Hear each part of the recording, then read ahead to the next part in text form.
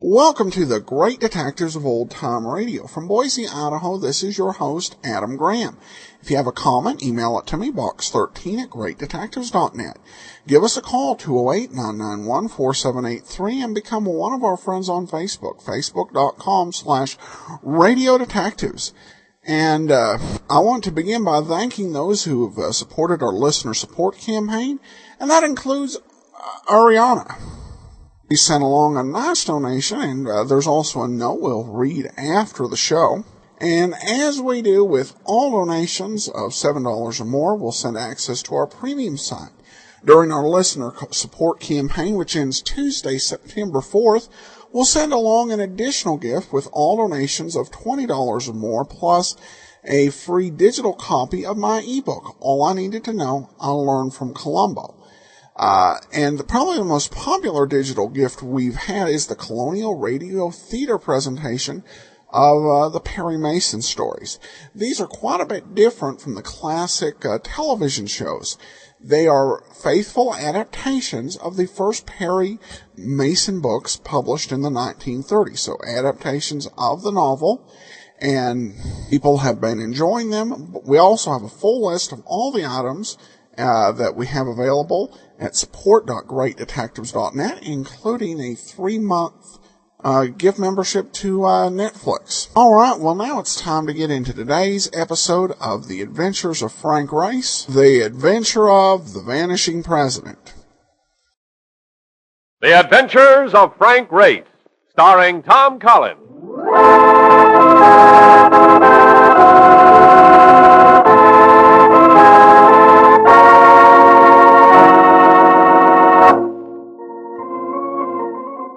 The war changed many things, the face of the earth and the people on it. Before the war, Frank Race worked as an attorney, but he traded his law books for the cloak and dagger of the OSS. And when it was over, his former life was over, too. Adventure had become his business. The Adventures of Frank Race.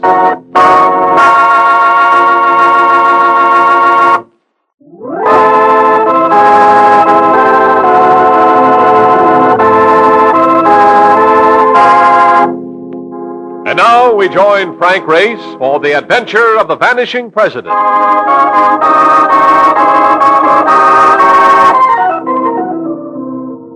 It was the first of the 7th at Polo Grounds. Dodgers at bat, score tied. Time for anyone to sit forward with anticipation. And I was doing just that when there came a sound that startled even the Brooklyn bench. Hey, Ray! There was no mistaking the voice. It belonged to Mark Donovan.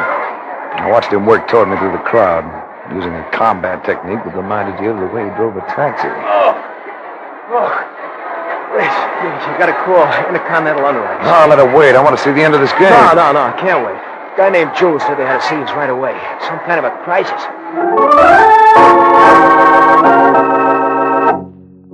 Jim Drew, chief claim adjuster for Intercontinental Underwriters. A man with the instincts of a ferret and a gaze you could use for sandpaper. He looked relieved when he saw me. I was beginning to think you weren't going to make it. I almost didn't. I was watching a good ball game. You've tackled a lot of foreign service, Race. How about another assignment? Oh, just in the middle of a hot series. All right. What's boiling? Got another of those mysteries. Vessels disappearing without trace. 3 of them inside a month, all on the same shipping lane. Same operators? No, a different company in each case. You have a lead? 1. The SS Lucy Wilkins sails from here tonight. She's for South American ports. She's casting off without a cargo in her hold. Each of the others sailed the same way. Empty. I see. I want to emphasize something, Race. Those vessels disappeared completely. Ship and crew.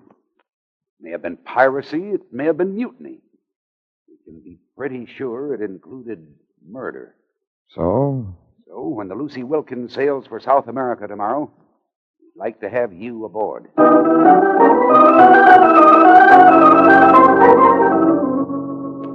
Lucy Wilkins displaced about 4,500 tons. She rode high out of the water. The moon made sequins of the barnacles that blistered her hull. The softness of the night was doing her a favor. But even at that, she looked what she was. A sea-going tramp that had seen better days. How soon do we get rolling? And from the looks of this scow, I would say rolling is the right word. The tickets say the 14th. They don't mention the hour. That's tomorrow. If we're going to sail tomorrow, what do we do? What are you doing aft here? We're passengers. We'd like to know what time the ship sails. You'll have to see the master about that. We'd like to see him. He's not aboard right now. Perhaps we'd better speak to the first officer then. I'm the first officer. You'll still have to talk to the skipper. You're just brimming over with cooperation, aren't you? Would you consider telling us where we might find the captain? Know a place called the Mariner's Rest? It's a few streets over from here. No, I imagine we can find it. He'll be there if you want to see him. Not that it'll do you much good. By this time, he's probably stinking drunk. You didn't have to look very hard for the Mariner's Rest. You could hear it for blocks. Wow, the joint is throbbing. And what are we going to use to get in? A shoehorn? There's always room for more. Come on. Now, this is the way to spend your last evening ashore. You want to lean against the bar, do we grab a table? Take a look, my boy. If you get even close to that bar, call for a bulldozer. And as for the tables... Is there a spot to sit down? Here, we'll make room for you. Well, thanks, but we don't want to intrude. If you don't, someone else will. I'll settle for you fellas. Yeah, much obliged. I'm Frank Race. My friend's name's Donovan. I'm Ken Hanlon. This is Tamara DeCorda. Hello, Ray. And you too, Donovan. Black eyes and yellow hair. Real yellow hair. You see that combination once in a lifetime.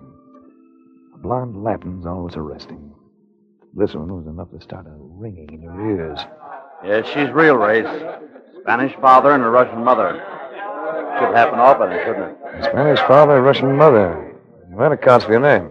Your name intrigues me, Ray. Do you manage to live up to it? Once in a while, if I'm lucky. Hey, look, they're dancing. Dancing to that music, it would be fun. Well, a little like establishing a beachhead, but if you'll take a chance, I'd be delighted. Good. Come on, Ray.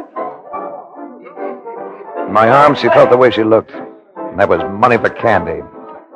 But we didn't do much dancing. In a jam near the door, I was suddenly strong-armed free of her and swept out into the street. You gonna come with us quietly, chum, or would you like to do it unconscious? There were three of them. The one who'd spoken and a pair of silent partners. Moving casually, they herded me half a block to a waiting sedan.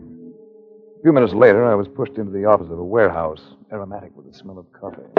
Well, here he is, Rosario. Just like you wanted. Good work, Barnes. Stick around. Rosario bulked about 250. He seemed to have hair everywhere, except on the top of his skull that gleamed beneath the glare of a single hanging light bulb. Why did you want to take that boat? Boat? Do not fool with me. I would not like it. And, of course, you have the advantage. Let's start all over. Ask me again. Sure, I ask you. Why did you want to take that boat? You're speaking of the SS Lucy Wilkins? You know what one. Well, I'm reluctant to admit it, but I've been a little run down lately. My physician thought I could use a rest. Sea voyage seemed to be the answer. People like you don't travel on slow freighters. Well, the doctor said I could use a long rest. Sure. You need a long rest, eh? We could give you one without much trouble, could we not, Burns? Sure, without no trouble at all.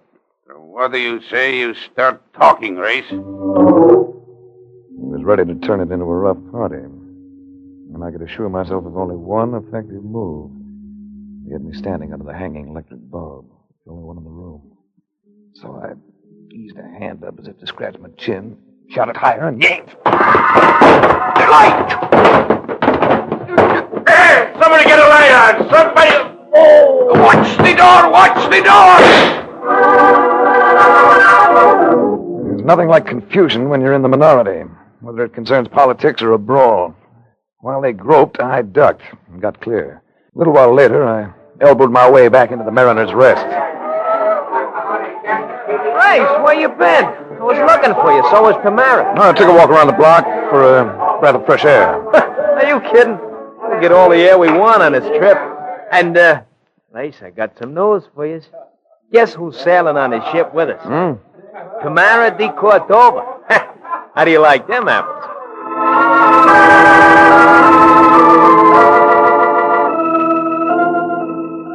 The SS Lucy Wilkins still rode high out of the water next morning. But where there'd been a dock on her port side the night before, there was now only open sea. A lot of it. All rough. At 11 o'clock, Mark still occupied his bunk. As he'd prophesied, the Lucy Wilkins rolled, sashaying from trough to trough in a manner both feminine and diabolic. So, as I walked the deck, I walked it alone. Hello, Ray. Hello. I wasn't sure you'd be in circulation. Oh, I'm a pretty good sailor. You look well, Ray. You look unbelievable. Thank you. A woman usually needs the dim lights of evening to draw a compliment like that. You don't need anything. With this breeze in your hair and that look in your eyes. Hold it a second.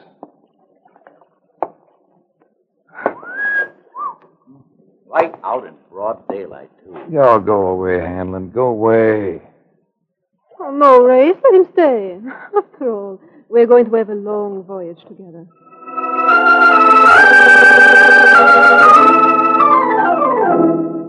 We had dinner at the captain's table that night. Next morning, I came awake slowly, with difficulty, to the realization that Mark was shaking me. I felt stiff. Stretching didn't help any.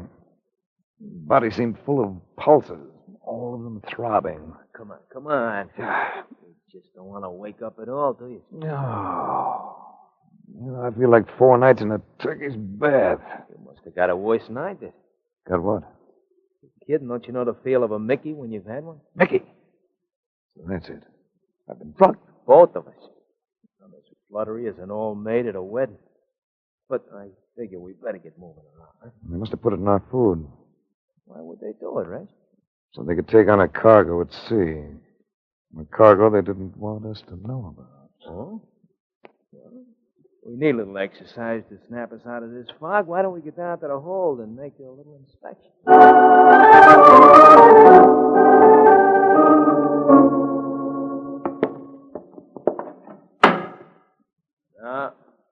seem to be much in here either. Oh, wait. Turn the flashlight over to the left. Hey, bullseye. What do they got there? I'd say it was artillery. Very efficient-looking 75s. I thought them things was only good for junk. Against a modern army, yes. But against ordinary citizens, they'd be lethally effective. Oh, what do you know? They picked up about a dozen of them. Hey, no wonder they drugged us. Come on. We've seen enough. You know something, Rice? Kind of looks like somebody wants to start a war somewhere. Yes. We're traveling with the heavy equipment for it. Right to the end of the line. Yes, we were carrying a cargo of evil. Just 4 days later, shortly after nightfall, the Lucy Wilkins drew into her first South American port of call. Mark and I were sweating it out when... Oh, I'll get it. May I come in, Ray? Of course. I must speak quickly and to the point. Why did you take passage on this vessel? I've been wondering when someone would ask me that. Oh, I'm not just being curious.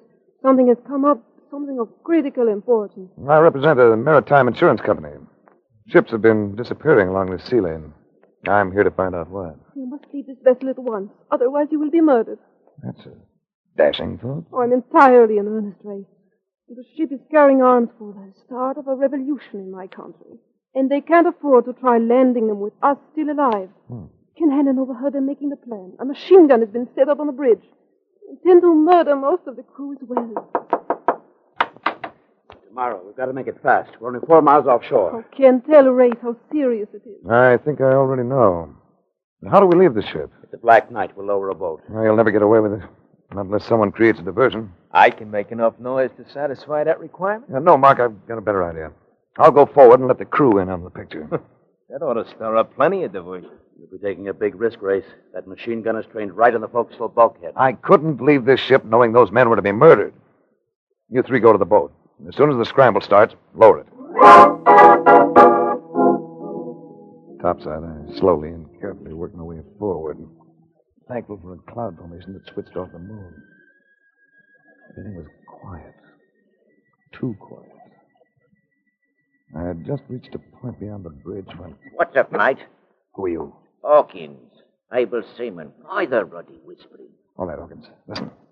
You've got to be murdered tonight if you don't leave this ship. You and the rest of the crew. Blimey. I'm not just talking. The ship's going to land arms tonight. Contraband. And did men tell no tales? You don't have to say no more, mate. We know about the guns. Blimey, they've turned the light on us.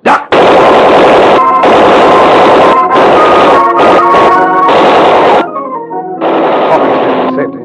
I was sure of that, because the slugs were following me like hounds to a scent. I twisted and spun to the rail. Then it was into the drink for me.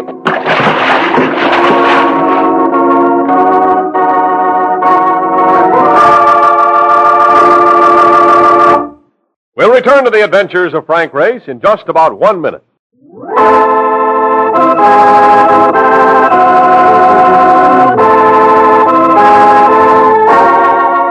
And now, back to the adventures of Frank Race.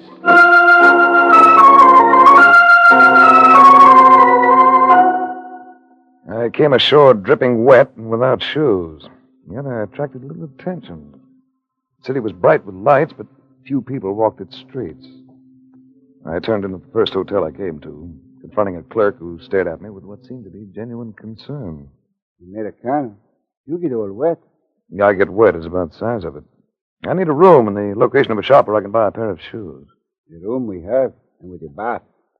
The shoes will have to wait until mañana. The senor came on a ship. Well, let's say I came most of the way on a ship. Ships. They bring trouble to my country. I remember being here once before, several years ago. That time, the city always seemed gay, far into the night. Now there is no gaiety. The reason? Any moment it may come, the revolution. And always that is bad. A man may lose his life, or his wife, his child. Who knows? Some revolutions turn out all right. My country had one that worked out fine. Not this one, senor. This one will bring only bad. This one will bring... Go ahead. I've talked too much. I've always talked too much. When the senor will come, I will show him to his room.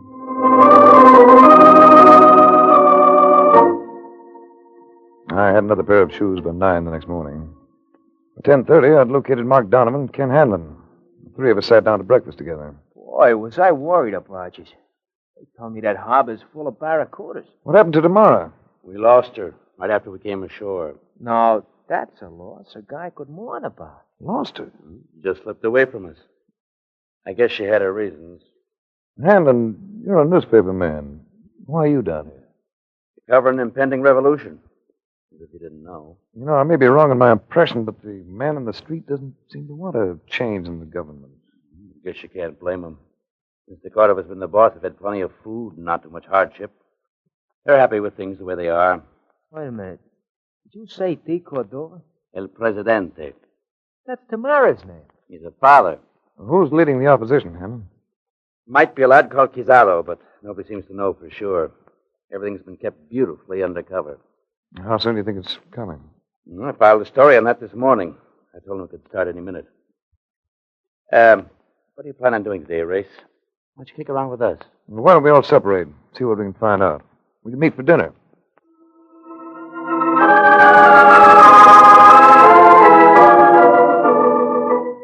I went out and did a lot of walking, stopping whenever I ran into a person that looked willing to talk, which was rare. I found myself regarded with about as much confidence as a drunk in a wine cellar. Fear stalked the streets of the city. Suspicion moved beside it. I went back to the hotel late in the afternoon and found a little surprise party. Come in, Race. Tomorrow. Close the door behind him, Burns. Don't worry. He ain't getting away this time. Well, Burns and Rosario. I seem to encounter you two every so often, don't I? They're friends of yours tomorrow? Rosario is in my father's cabinet. He's head of the police bureau. I see.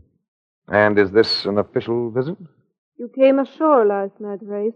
Why didn't you make a report to the police about the Lucy Wilkins being in the harbor? While I was swimming, I saw him swing her about and put out to sea. Well, you must have seen it yourself. Could it be that you did not want our government to know the ship was here? Probably should have notified someone. But I'd been through an ordeal, and I didn't think of it. Let me take him over. I'll make him talk. You content with your existence, Burns? I like it all right. Why? And stay out of my affairs. Why, you... Oh! When you get up, you might try again. Forget it, Burns. He's too good for you. What's the story on all this? I seem to be under suspicion for something. In New York, I asked you why you were sailing on the Lucy Wilkins. You never got around to telling me. Tomorrow knows why. I told her while we were aboard ship. You never showed me your credentials, Race. Here, take a look at them.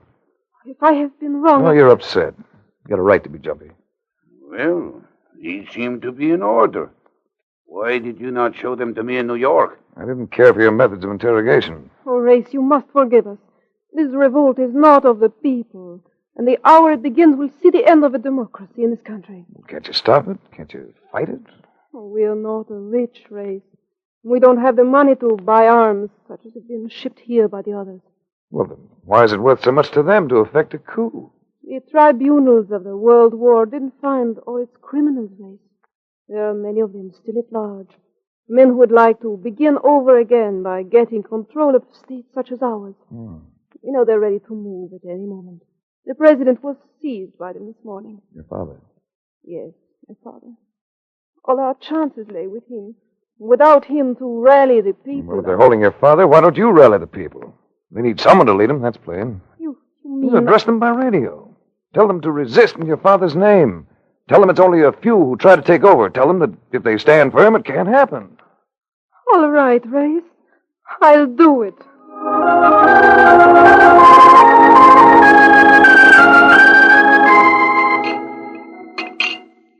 How about taking in the sights tonight, huh? This town looks dead on the outside, but there must be one or two joints that know how to get up steam. Cafe del Toro. I'll meet you lads there later. I have a report to make out to the company. Who knows where the local cable office is located? Not me. Hanlon? The desk clerk can probably tell you. Or we can look it up in the phone book. Look, fellas, I think you guys are going overboard about this revolution deal. This country's too sleepy to break out in a rash like that. Calm before the storm, Mark. I've seen it before. When those things start, they're pretty vicious.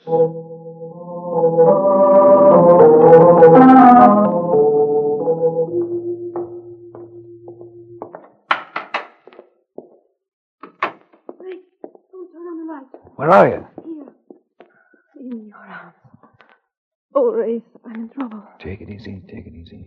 It's Rosario. He's with them, Race. He showed his hand when I tried to follow your suggestion about addressing the people. I got away only because of the servant's loyalty to my father. They may have followed me, Race. Well, then we won't stay.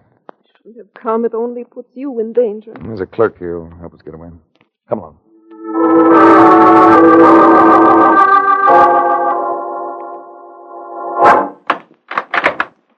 Here we are, senor. You go almost to the end of the alley. And there, you will see a door that goes down into a cellar. And from the cellar, you can go upstairs to the Cafe del Toro. And there will be people there. And you will find safety in the crowd. Oh, gracias, amigo.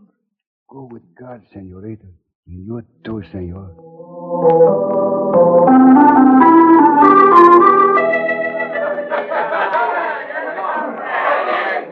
What next, Race? Well, they hunt us. I think we should do a little hunting on our own. Do you know where Rosario lives? Yes. I want to locate Mark and Hanlon. They're around here somewhere. And we might be able to use a little help. I'd like to see the inside of Rosario's house.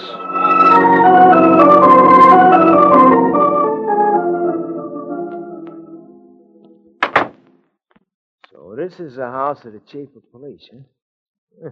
What a stack of masonry.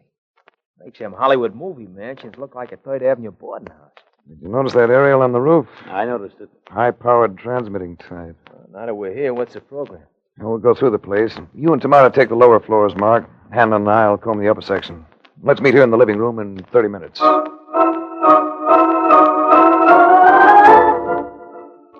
Hanlon and I located the radio transmitter in a small room on the second floor, just off the stairway. And when we got back downstairs, Mark and Tamara were waiting with a white-haired, distinguished-looking man of about 60. I was introduced to the president of the country. They got jail cells in this layout, and that's what he had the press behind bars. That ain't one for the books. What about guards? There was two of them. You know me in the gloom race. I laid them out like linoleum. Then I trussed them up. Do I rate your approval? Ah, you do. Race, my father insists that in that drawer, in the desk, there is some kind of plan for the revolt. The desk is locked, but... Yeah, I'll get it. Hey, look through that window. Car driving up outside. How many in it? Rosario and 5 others. Yeah, got it. And here's your plan. Oh, that's it. It shows the places where the arms are hidden. And here comes trouble, Race, right now. So, here you are. Get your hands up. Oh, there's no time for you, Rosario. Oh! All for you, Burns. Mark, where's Hanlon? I don't know. Come on. Watch out, there's more of them. Both down, you and that OSS shooting. No, just winged him. Let's get up those stairs. All right, where goes with Hanlon? He's at that transmitter. It only needs his signal to touch off the revolt. Hanlon, the newspaper guy? There's Hanlon. Now, here's the door. Lock. Stand back, Mark. I'm going to blast it. Get away from that table, Hanlon. I'm going to send a signal if it's the last thing I do. Throw that gun, Race. Throw it. Hit. Bullseye. Nice pitch, Race. Yeah, pick up my gun, will you, Mark? Yeah. Well, that takes care of Hanlon. Race, are you all right? Yeah, I'm all right. There's your kingpin on the floor, Tamara. He's just about to signal the start of hostilities. And if your father works quickly with that plan, he can round up those arms in a hurry. Hanlon, I can't believe it. How'd you know he'd be up here, Race? He claimed to be a newspaper man, a correspondent.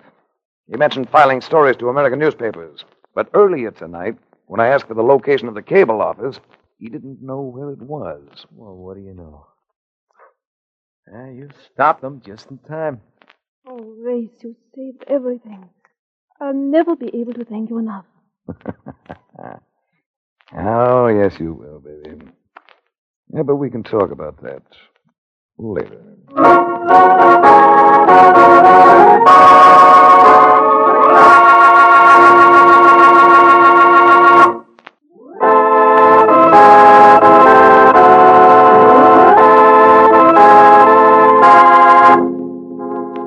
The Adventures of Frank Race, starring Tom Collins with Tony Barrett as Mark Donovan, comes to you from Hollywood.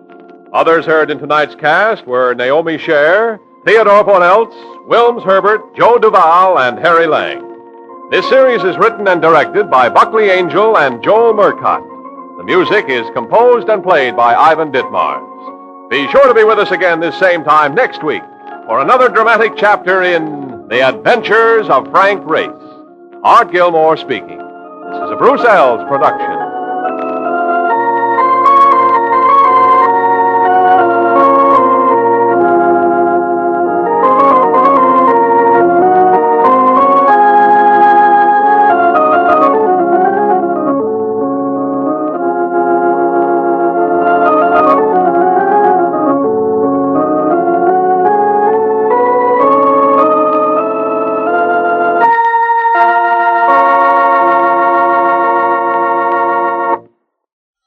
Welcome back.